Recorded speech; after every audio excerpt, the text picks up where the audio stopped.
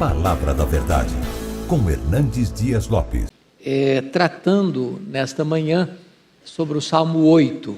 Eu peço que você abra sua Bíblia comigo para lermos este texto e considerarmos juntos a exposição dele. Salmo 8.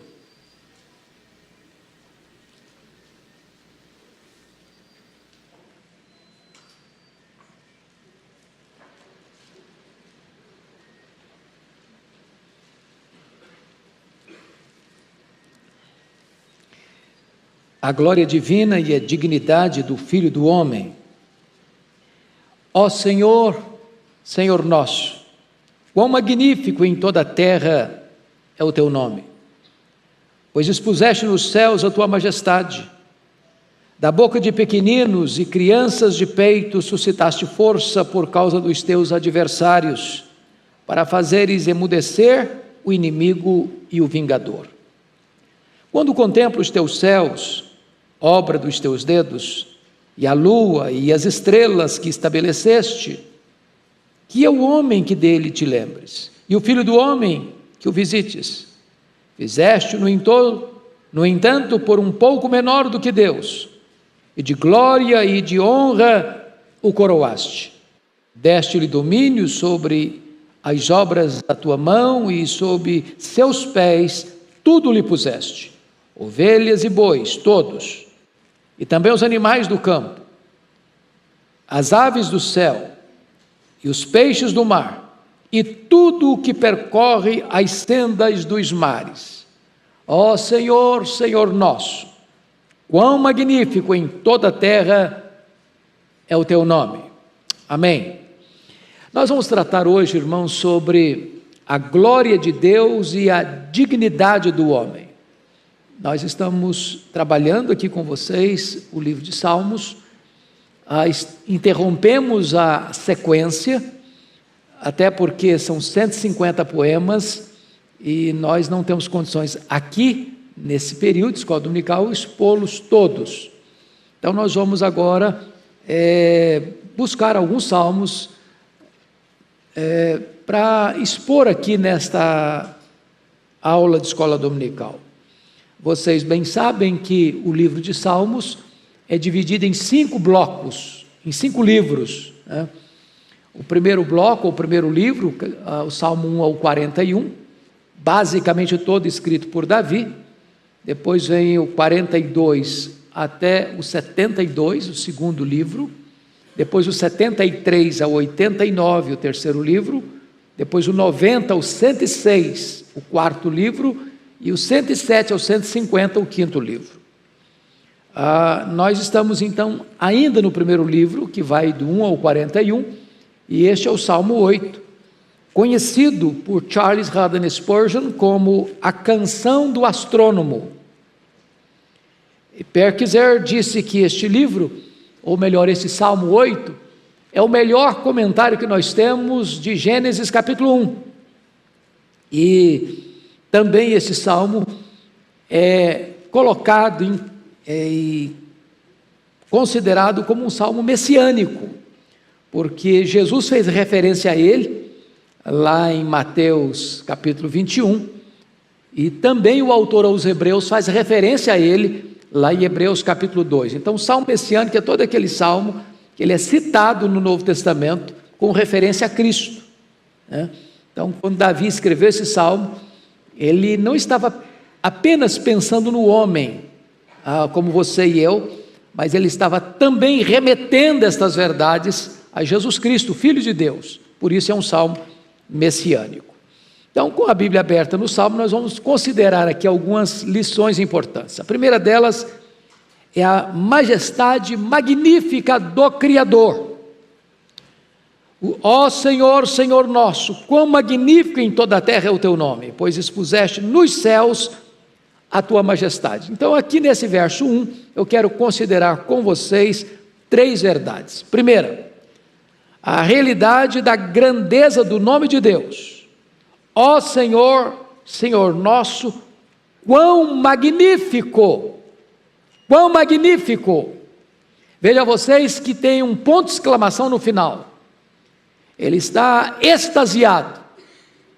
Ele está como que tomado de forte emoção ao ponderar, ao considerar, ao avaliar, ao ter uma visão mais ampla e mais profunda da grandeza majestática de Deus, sobretudo do nome de Deus.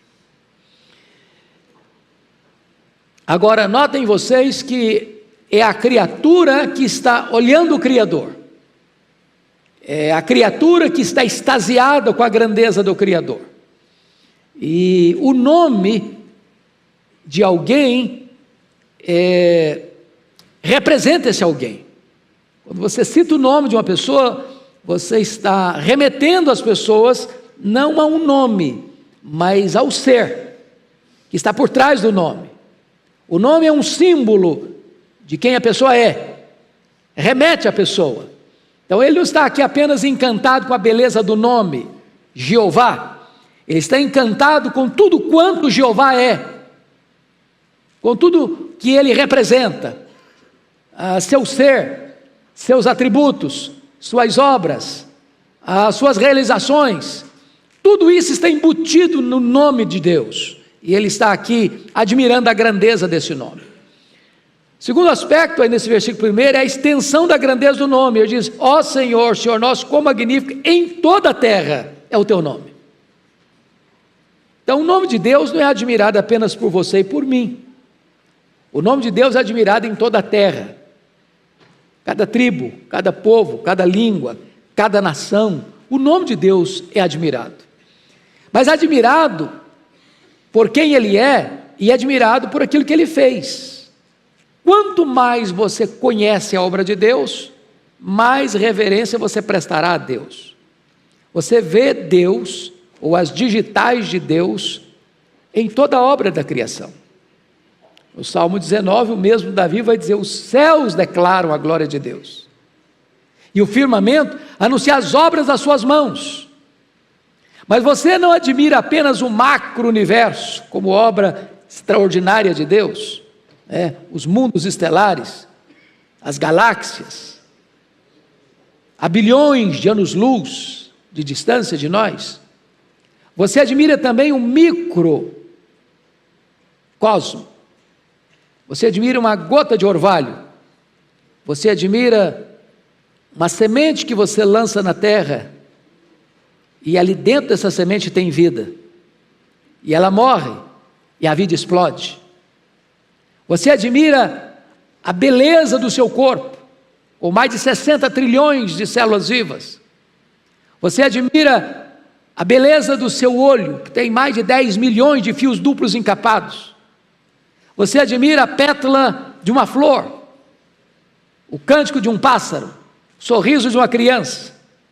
Todo o universo está estampando a majestade de Deus.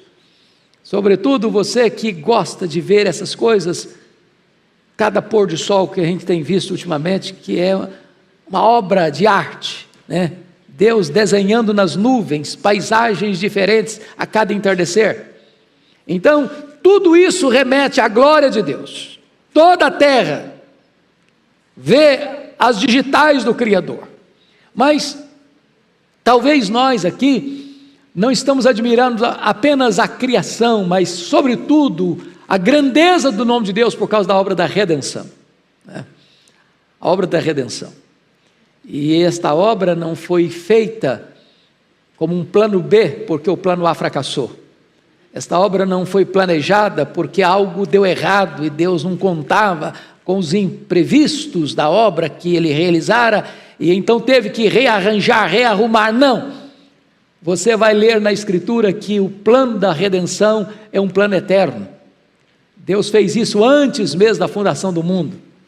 O Cordeiro já tinha sido morto antes da fundação do mundo, ou seja, a obra da redenção, a sua salvação foi planejada na eternidade, antes que houvesse o mundo, antes que o sol brilhasse, antes que as estrelas reluzissem, antes que os mares piscosos existissem, antes que as flores brotassem, antes que o homem fosse criado. Deus já havia planejado todas as coisas da sua redenção, e o salmista está contemplando tudo isso, admirado, dizendo: ó Senhor, Senhor nosso, quão magnífico em toda a terra é o teu nome. Mas vejam vocês na parte C do versículo 1, pois expuseste nos céus a tua majestade. Meus irmãos, quando Davi escreveu isso, talvez o que ele pudesse ver e saber no seu tempo, pelo conhecimento da época, é que Davi era um pastor de ovelhas. E Davi era um pastor de ovelhas na região de Belém, que é um deserto, nas toscas montanhas da Judéia. E certamente, quantas noites ele passou ali, a céu aberto, a abóbada celeste sobre a sua cabeça, e o céu estrelado, e ele admirando esse cenário. Mas hoje, com o advento do conhecimento científico, hoje com as lupas imensas dos grandes observatórios, onde o homem pode contemplar os mundos estelares, nós estamos aqui extasiados, né? A ponto de nós podermos afirmar que existem bilhões de mundos estelares, há bilhões de anos-luz de nós, a ponto de nós ficarmos extasiados com o fato de que o universo tem mais de 93 bilhões de anos-luz de diâmetro, significando dizer que se nós voássemos a velocidade da luz 300 mil quilômetros por segundo, nessa velocidade, nós demoraríamos mais de 93 bilhões de anos para ir de uma extremidade à outra desse universo. Observando e observando que Deus expôs nos céus a sua majestade, saber que tem mais estrelas no firmamento que todos os grãos de areia de todas as praias e desertos do nosso planeta. E Deus expõe tudo isso para ser contemplado por você e por mim. Então, eu posso lhe afirmar à luz de Romanos 1, que os atributos de Deus podem ser conhecidos e vistos pela obra que Ele criou. E você vai perceber mais que o ateísmo não é um problema intelectual, o ateísmo é um problema moral. Por isso que a Bíblia diz que a ira de Deus se revela do céu contra toda impiedade e perversão dos homens que detêm a justiça pela injustiça, ou detêm a verdade pela injustiça. É como se o homem não quisesse aceitar a verdade, não quisesse reconhecer a Deus, querendo proclamar-se a si mesmo como Deus, ele pega essa verdade, sufoca essa verdade, afoga essa verdade, porque ele não tolera esta verdade. Então eu vou lhe dizer que o ateísmo é um problema moral, não um problema intelectual, porque do ponto de vista intelectual, basta se abrir os olhos e você vê as digitais de Deus, basta você abrir os olhos e você contemplará a majestade de Deus, e por isso é oportuno afirmar que é preciso ter mais fé para ser um ateu do que para ser um crente. Para ser um crente basta abrir os olhos, para crer em Deus basta contemplar a natureza, para crer em Deus basta você ter massa cinzenta no seu cérebro e ter olhos para enxergar quão magnífico Deus expôs o seu nome, a sua glória e a sua majestade nos céus. Eu achei curioso porque agora, bem recentemente, um período de férias, estando na praia, eu quis fazer uma contagem, porque a Bíblia diz que Deus espalha as estrelas no firmamento, está lá em Isaías 40, 26, e por ser forte em força e grande em poder, quando as chama pelo nome, nenhuma só delas vem a faltar. E como os cientistas afirmam com muita segurança de que há mais estrelas do que grãos de areia, eu enchi minha mão de areia, falei, eu vou contar. 1, 2, 3, 100, 200, 500. Aí eu parei de contar porque não tinha contado a ponta do dedo cheia de grãos de areia. Sabe aquela areinha que gruda no dedo? Pois há mais estrelas do firmamento que todos os grãos de areia de todas as praias e desertos do nosso planeta. Então, esse Deus é o Deus que expôs a sua majestade nos céus, está escrito aí. Pois bem, Mas agora, em segundo lugar, além da majestade magnífica do Criador, você vê a vitória retumbante de Deus sobre os seus inimigos, no verso 2. Da boca de pequeninos e crianças de peito suscitaste força por causa dos teus adversários, para fazeres emudecer o inimigo e o vingador. Então veja você que Davi faz uma transição da transcendência de Deus para a imanência de Deus. Da glória de Deus exposta majestaticamente nas alturas, para a boca do pequenino, a criança de peito. E aí você vai perceber que isso tem a ver com a estratégia de Deus de pegar as coisas pequenas para envergonhar as fortes, de pegar as coisas fracas para desbancar as coisas poderosas, para Deus fazer do louvor de uma criança a força maior do que de um exército. E você se lembra que esse texto remete para Jesus Cristo, porque quando ele estava lá, e você pode conferir isso comigo, por favor, Mateus 21, Deus usa coisas fracas para derrotar as fortes. Leia aí comigo, Mateus 21, versículos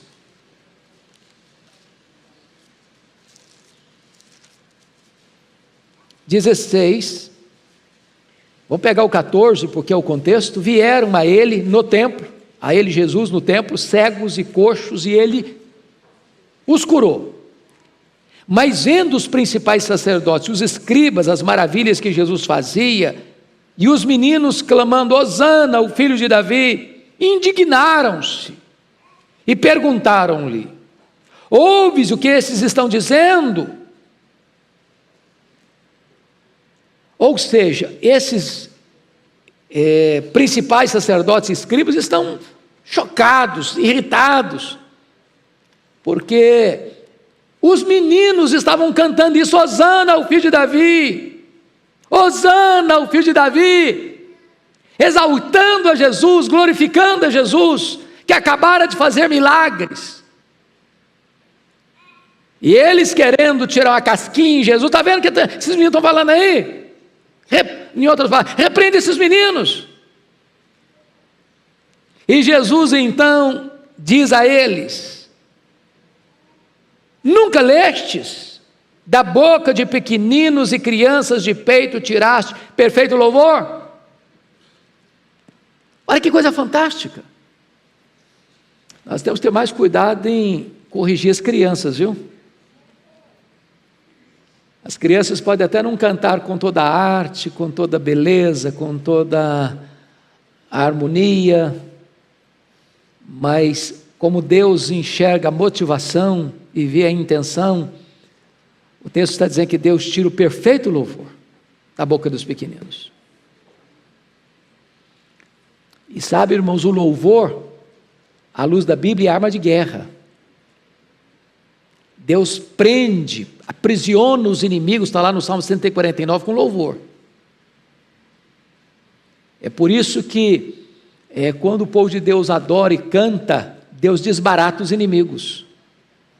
Porque o inimigo não sabe adorar. Ele sabe murmurar, sabe xingar, sabe blasfemar, mas ele não sabe adorar. É por isso que quando aquela confederação de inimigos atacou, estava prestes a atacar Jerusalém, lá em 2 Crônicas capítulo 20, e mandaram um recado abusado para o rei Josafá. Josafá não tinha tempo para armar um exército, para convocar o povo, para estabelecer uma estratégia de guerra. E diz a Bíblia que o rei se apresenta a Deus, diz, meu Deus, eu não sei o que fazer, eu não tenho nem estratégia para enfrentar essa grande multidão que vem contra nós, mas os nossos olhos estão postos em Ti. E Deus então é o seguinte, essa guerra é minha. Então faz o seguinte, não prepara um exército na frente não, prepara um coral. E bota o coral na frente do exército. E bota o coral para cantar com voz alta sobremaneira. E diz o texto que tendo eles começado a cantar e a dar louvores, o Senhor pôs emboscada contra os filhos de Amon e de Moabe, e eles foram desbaratados. Então muitas lutas na vida se vencem com louvor, é com adoração. Que quando você adora a Deus e louva a Deus, você está dizendo: Deus está no controle. Eu não estou, mas Deus está. Eu não tenho estratégia, mas Deus tem. Eu não tenho força, mas Deus é onipotente. E Deus tira daquilo que é fraco a força. Deus tira da boca dos pequeninos o perfeito louvor para vencer os inimigos, para calar os inimigos. Pois bem, amados, vejam vocês que as crianças não estão usando armas, as crianças estão usando o quê? Louvor. Há momentos na vida que você usar armas não vai ajudar muito, não. Tem hora que a gente quer vencer nas armas, né? Quer vencer na força, quer vencer na nossa estratégia. E esse salmo está nos ensinando que você nunca é tão forte como quando você adora a Deus, você louva a Deus. Mesmo que as circunstâncias sejam de zombaria, de crítica, de ira, como essa que Jesus está sofrendo. Aqueles que vão prender Jesus daqui a pouquinho, e vão chegar e levar Jesus para o sinédrio daqui a pouquinho. Aqueles que vão condenar Jesus à pena de morte, por blasfêmia e conspiração daqui a pouquinho, estão querendo aqui intimidar Jesus. Repreenda esses meninos, estão vendo o que eu estou falando, não? Hosana, Hosana, bendito é o que vem em nome do Senhor. Para com isso, e repreende esses meninos. E Jesus não, nunca lestes? E Jesus remete ao Salmo 8, da boca de pequeninos extraíste perfeito louvor. Mas agora, em terceiro lugar, olhando o Salmo, vamos dar uma olhadinha no versículo 3. Quando contemplo os teus céus, obra dos teus dedos, e a lua e as estrelas que estabeleceste. Aqui vamos ver a grandeza insondável da criação. Meus irmãos, vamos parar um pouquinho para perceber.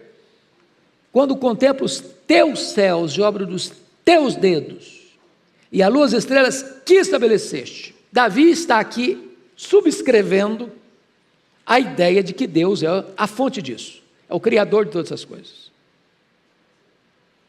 Então Davi não se curva diante das teorias que hoje muitos têm se curvado. Por exemplo,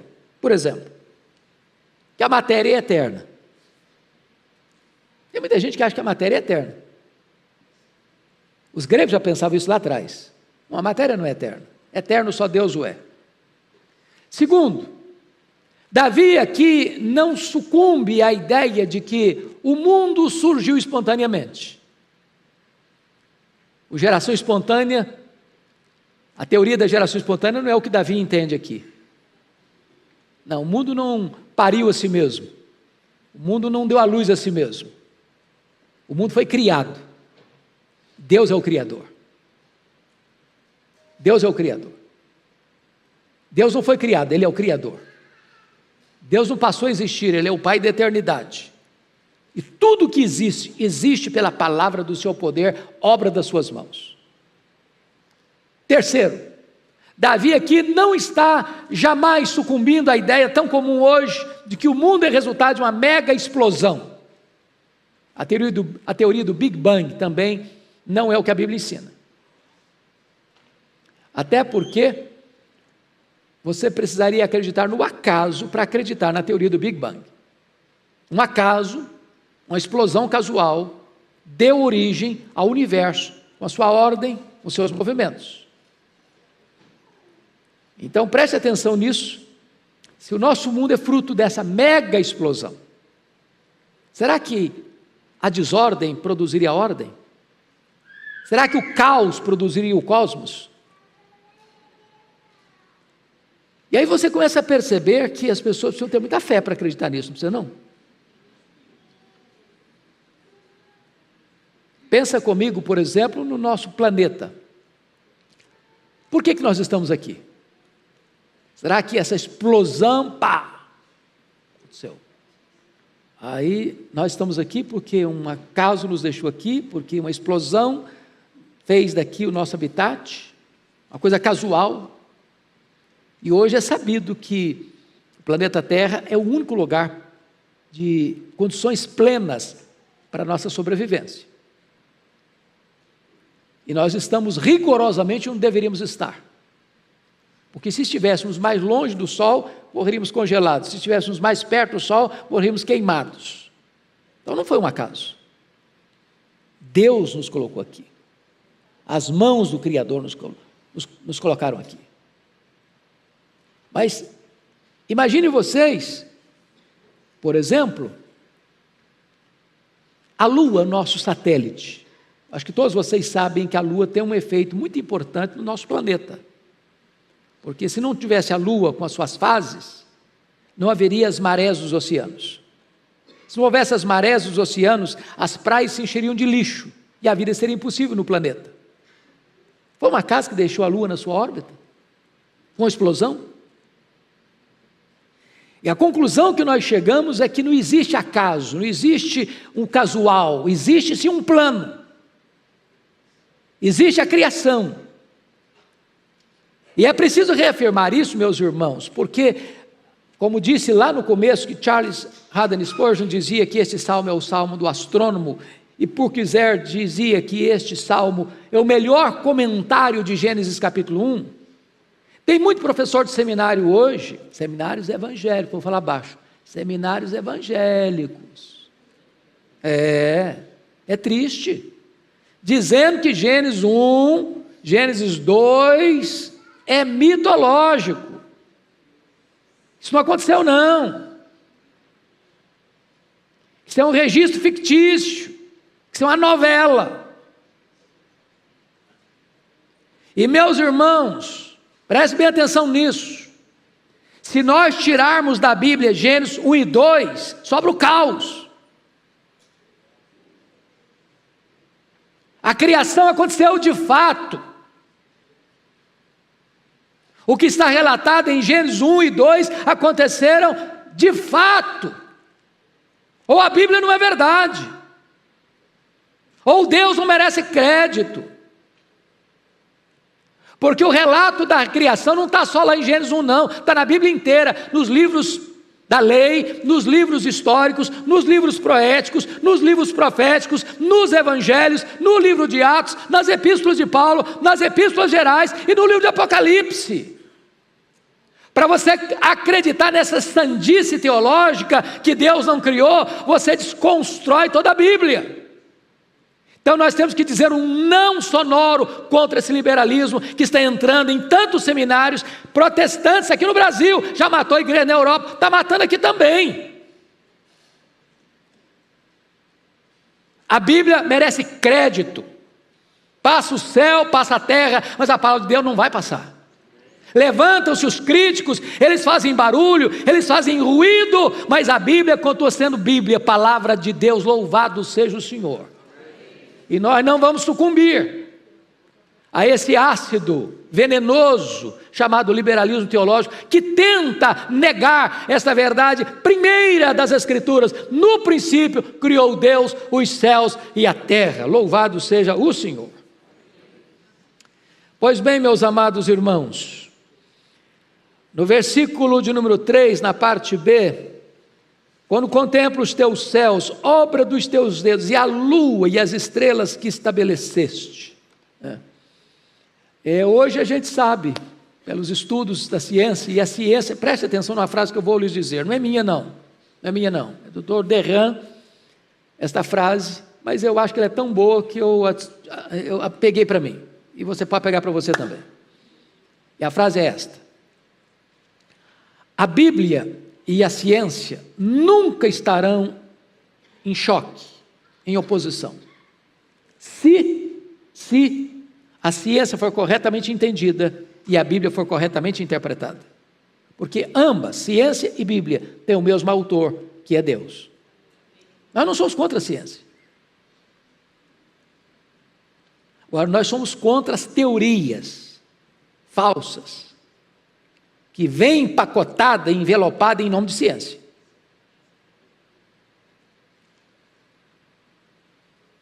Porque hoje, no mundo chamado científico, muitos querem abraçar as teorias como se ciência fossem. Falta-lhes, entretanto, as evidências das provas.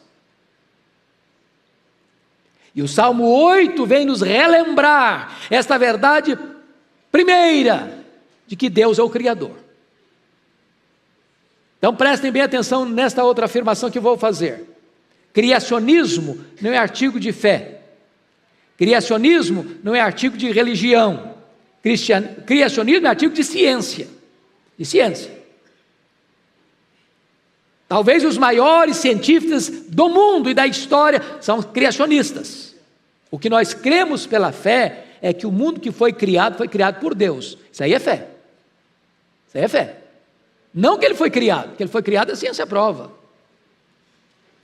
Então, Davi está aqui, lá, há 3.000 anos de nós, que viveu 1.000 anos antes de Cristo, fazendo as mesmas afirmações que hoje a ciência prova. Deus é o Criador. E ele talvez não podendo no seu tempo, do ponto de vista científico, compreender toda a grandeza daquilo que ele descreve no versículo 1. Quão magnífico em toda a terra é o teu nome, pois expuseste nos céus a tua majestade. Bom, vamos agora para o quarto ponto deste salmo, que é a fragilidade indescritível do homem. Veja comigo o verso 4. Que é o homem que dele te lembres, e o filho do homem que o visites. Bom, então a primeira coisa que eu preciso aqui é uma definição necessária. Que é o homem? Essa pergunta tem sido feita ao longo da história. Que é o homem? Que é o homem? Bom, Platão, filósofo grego, diz que o homem é um bípede depenado. Pensou um bípede depenado? Que coisa... essa era a ideia do Platão. O Aristóteles disse que o homem é um animal político. De fato é. Protágoras disse que o homem é a medida de todas as coisas. A Escritura, a palavra de Deus, diz que o homem é a imagem e semelhança de Deus.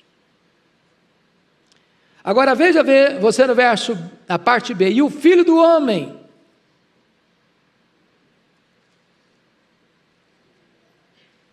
Que é o homem, que dele te lembres. Vamos pegar a expressãozinha assim, que dele te lembres. Então vamos pegar essa questão da insignificância notória do homem, diante desta grandeza majestática de Deus.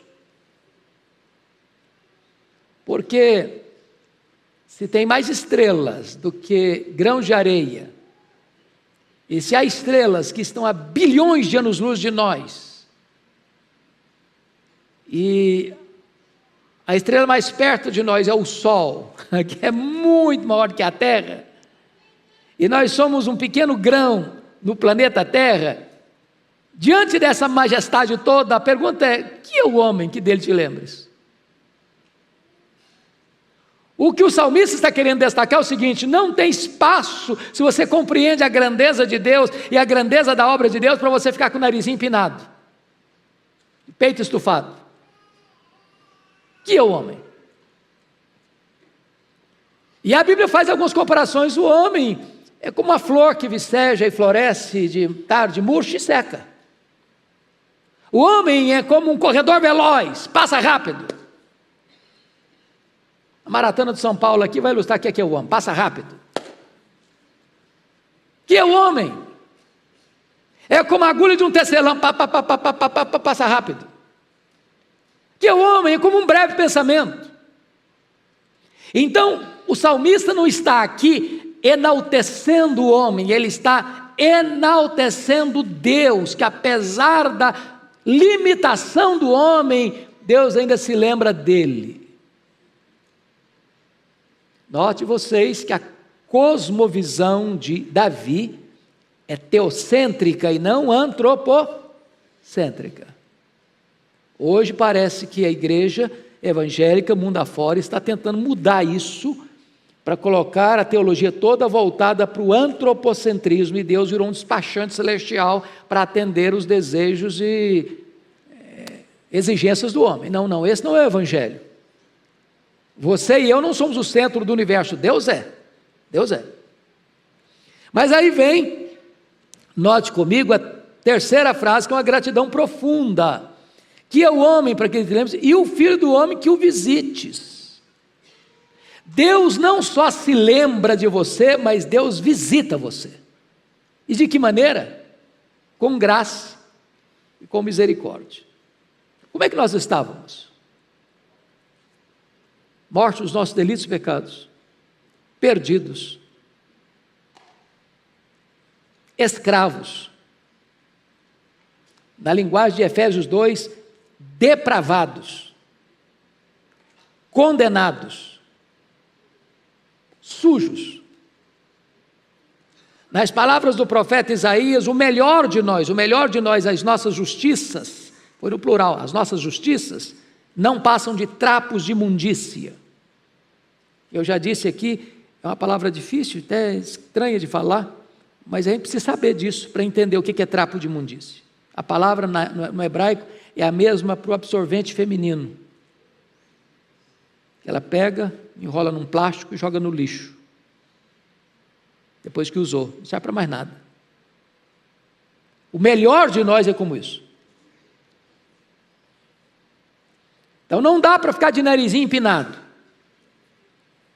Apesar de nós, da nossa limitação, Deus, sendo majestoso, Ele se lembra de você e visita você, com graça, com misericórdia, com salvação, com redenção, para dar a você a vida eterna, para fazer dele seu filho, seu herdeiro,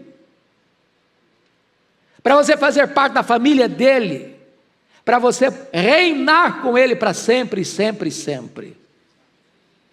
Então, ao mesmo tempo que Davi mostra a insignificância da vida humana, ele mostra também a grandeza do projeto redentor de Deus, quando diz que Deus lembrou-se de você e Deus visitou você. De que maneira? A Bíblia diz que o Verbo se fez carne e habitou entre nós, cheio de graça e de verdade, vimos a sua glória, glória como do unigênito Pai. Deus desceu, Deus veio morar entre nós, Deus constituiu o seu Filho em nosso fiador, representante, substituto, e Deus não poupou seu próprio Filho, antes por todos nós o entregou, para vir e morrer por nós, pelos nossos pecados, para dar-nos a redenção, para comprar-nos de volta para Deus, e para nos oferecer a vida eterna.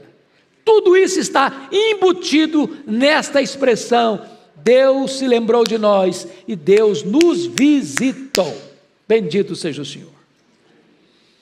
Mas agora, amados, vamos ver em quinto lugar, a honra singular conferida ao homem nos versos 5 a 8.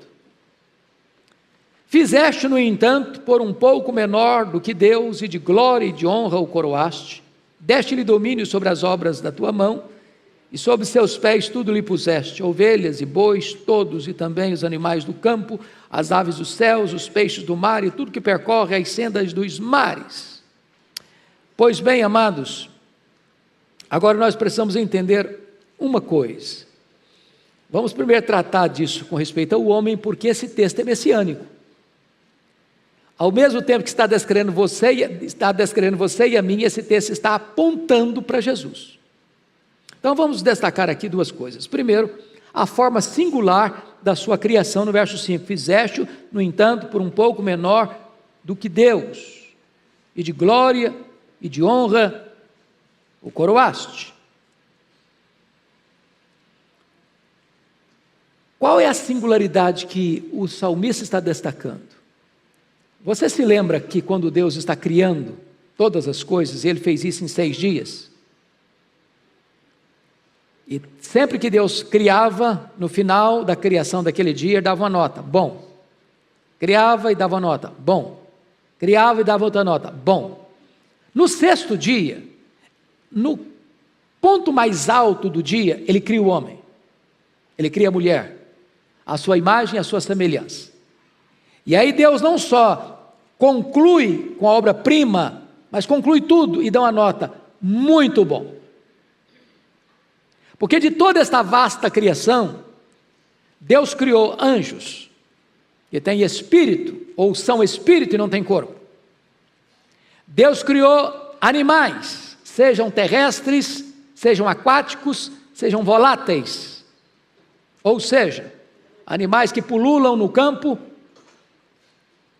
peixes que nadam nos mares e rios, e aves que percorrem as sendas dos céus, que têm corpo, mas não têm alma ou espírito.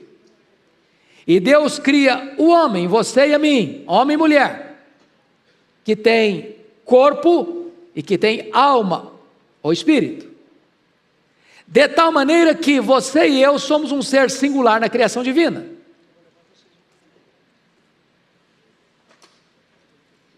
Podem chegar, meus amados, é um prazer recebê-los, viu? Sejam bem-vindos. Então notem vocês que Deus tem três tipos de criação: os que têm corpo e não têm alma ou espírito, os que são espírito e não têm corpo, e o homem que tem corpo e espírito.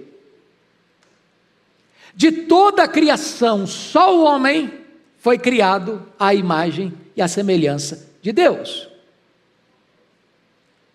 É claro que quando a Bíblia diz que nós somos criados à imagem e semelhança de Deus, ele não está se referindo ao corpo, porque os animais também têm corpo. Embora Deus nos dê um corpo privilegiado. Alguns até deu olhos verdes e azuis, é um negócio assim, fora do comum. Porém, quando diz que nós somos criados à imagem e semelhança de Deus, ele está se referindo ao fato de que nós somos um ser moral e somos um ser o quê? Espiritual. Deus colocou dentro de você um tribunal chamado consciência. E Paulo diz lá em Romanos 2,15 que nós temos esse tribunal chamado consciência. Você sabe, por mais rude que seja uma pessoa, ela tem noção do que é certo e do que é errado. Essa consciência não é suficiente como revelação de Deus, porque esta consciência, por causa do pecado, pode ficar cauterizada. Porém, você também é um ser espiritual. Você é um ser que ora. Você é um ser que tem consciência do sobrenatural, do divino, do extraordinário. Você adora. Você não vê uma vaca adorando, vê? Você não vê um leão fazendo uma oração. Mas você ora. Você tem comunhão com o seu Deus. Então, o salmista está agora, nesse versículo 5, destacando a grandeza do ser humano, embora tão pequeno, como eu disse no verso anterior, mas que foi criado de maneira tão sublime, que foi criado para poder se relacionar com Deus, conhecer a Deus, amar a Deus, glorificar a Deus. E aliás, o fim principal do homem é glorificar a Deus e gozá-lo para sempre. Conhecer a Deus é a própria essência da vida eterna, e você vai fazer isso por toda a eternidade. Agora notem, que no versículo 6 a 8, Deus vai dar para o homem uma espécie de mandato cultural e colocar o homem como seu co-regente na terra. Olha o versículo 6 a 8: deste-lhe domínio sobre as obras da tua mão, e sobre seus pés tudo lhe puseste, ovelhas e bois, todos, e também os animais do campo, e as aves dos céus, e os peixes do mar, e tudo que percorre as sendas dos mares. Ou seja, seja no céu, seja na terra, seja nos mares, o homem recebeu o mandato cultural de ser o gestor da criação, ser o administrador da criação, de dominar.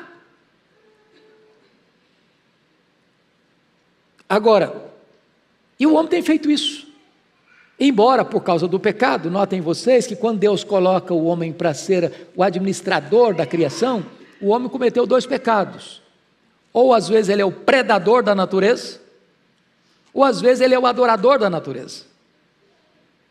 É curioso isso, não?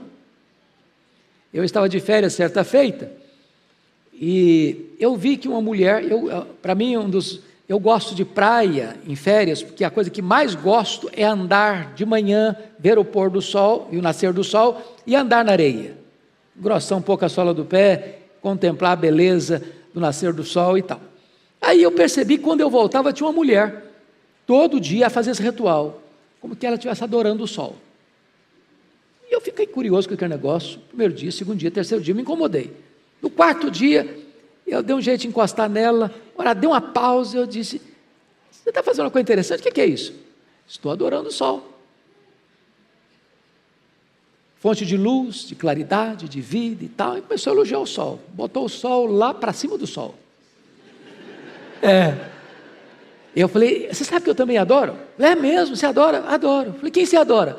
Eu adoro o Criador do sol, maior que o sol.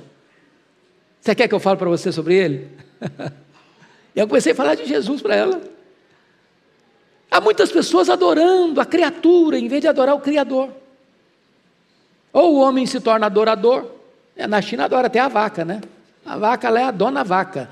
Você faz favor de respeitar. É uma deusa. Agora, nós adoramos o Criador. O Criador.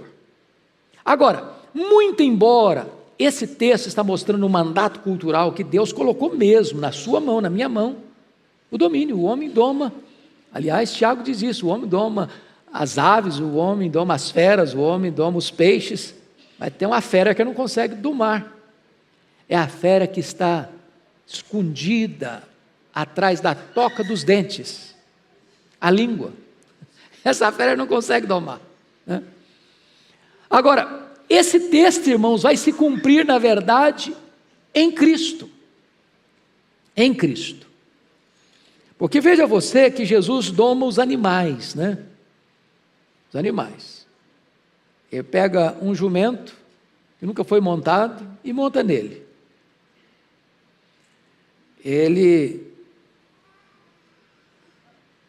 manda, por exemplo, os corvos serem garçons, para servir o Elias.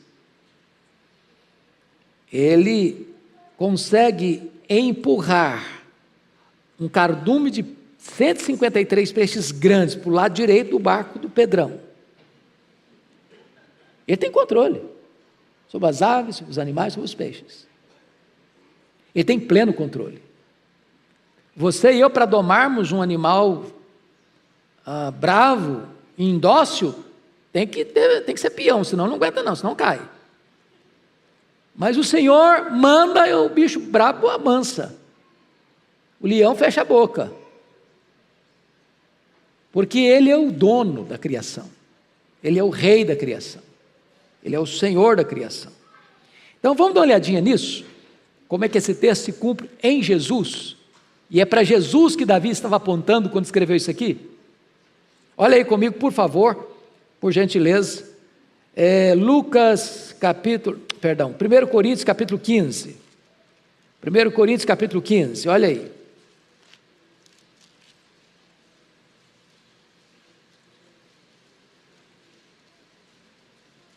A partir do verso 25 até o 27. Porque convém que ele, está falando de Cristo, porque convém que ele reine até que haja posto todos os inimigos debaixo dos pés. O último inimigo a ser destruído é a morte. Porque todas as coisas sujeitou debaixo dos pés. E quando diz que todas as coisas lhe estão sujeitas, certamente exclui aquele que tudo lhe subordinou, que é o Pai. Agora dá uma olhadinha em Efésios 1, 22. Está escrito: e pôs todas as coisas debaixo dos pés, e para ser o cabeça sobre todas as coisas, o deu à igreja. Agora confira comigo, por favor, ainda Hebreus 2, porque é a citação explícita desse texto. Hebreus capítulo 2. Olha aí comigo, versos 6 a 8. Vamos ler o 5 também. Pois não foi a anjos que sujeitou o mundo, foi a homens, certo? Não foi a anjos. Pois não foi a anjos que sujeitou o mundo que há de vir, sobre o qual estamos falando. Antes, alguém em certo lugar deu pleno testemunho dizendo, ele está citando agora literalmente o Salmo 8. Que é o homem que dele te lembres? Ou o filho do homem que o visites? Fizeste-o por um pouco menor que os anjos? De glória e de honra o coroaste, e o constituíste sobre as obras das tuas mãos. Todas as coisas sujeitaste debaixo dos seus pés. Ora, vamos entender agora. Ora, agora ele está interpretando o que citou. Ora, Desde que lhe sujeitou todas as coisas, nada deixou fora do seu domínio. Agora, porém, ainda não vemos todas as coisas a ele sujeitas. Vemos, todavia, aquele que, por um pouco, tendo sido feito menor que os anjos, Jesus, por causa do sofrimento da morte, foi coroado de glória e de honra, para que pela graça de Deus provasse a morte por todo homem. Então veja você que Davi, ao escrever sobre, aqui no Salmo 8, falando que tudo sujeitou a ele, ao homem, agora o autor aos Hebreus, interpretando teologicamente as palavras de Davi, 3.000 anos depois, está dizendo que isso se aplica a quem? A Cristo. A Cristo. Porque tudo vai estar debaixo dos seus pés, inclusive os seus inimigos. Tudo. Anjos, demônios, homens, a natureza, tudo debaixo dos seus pés. Ele é o Senhor absoluto. A Ele tudo está absolutamente submisso e sujeito. Então note você que o domínio é sobre as obras das mãos de Deus, sobre a criação divina. E ele no verso 7 e 8 descreve os animais terrestres, ovelhas e bois, animais do campo. No verso 8 ele descreve os animais voláteis, as aves dos céus. E ele descreve em terceiro lugar os animais aquáticos, os peixes do mar e tudo que percorre as sendas dos mares. Então tudo que existe de ser, seja eles de animais, de aves, de peixes, seja eles de seres espirituais, os demônios, seja eles os homens criados à imagem e semelhança de Deus, tudo vai estar debaixo dos seus pés. Está escrito em 1 Coríntios 15, 25, que ele colocará todos os inimigos debaixo dos seus pés. E quando a Bíblia vai encerrar a cena do juízo final, você vai ver que o anticristo, falso profeta, o diabo, a morte, os ímpios, cujos nomes estão escritos no livro da vida, vão ser todos subjugados e lançados no lago do fogo. E ele reinando supremo, sem qualquer chance de oposição ao seu reinado. Então, o Salmo está tratando da majestade de Deus e da grandeza insondável do nosso Redentor. E por uma questão retórica, de uma beleza de oratória, Davi vai usar aqui o que hoje os melhores oradores usam nos seus discursos. É concluir o seu discurso da maneira como começou. Ele repete no último versículo, literalmente, o que disse no primeiro versículo. Olha aí comigo, versículo 9. Ó Senhor, Senhor nosso, quão magnífico em toda a terra é o teu nome. Ele começa com essa grandeza majestática de Deus, descreve por que Deus deve ser de fato majestoso, e agora conclui fazendo a mesma afirmação, de uma forma belíssima, de uma forma retórica, irretocável. Que Deus nos abençoe, meus amados irmãos, para que tenhamos olhos para ver, ouvidos para ouvir, corações sábios para perceber quão grande é o nosso Deus, quão variadas são as suas obras e quão privilegiados nós somos, porque Deus se lembrou de nós e nos visitou. A Ele toda a glória. Amém.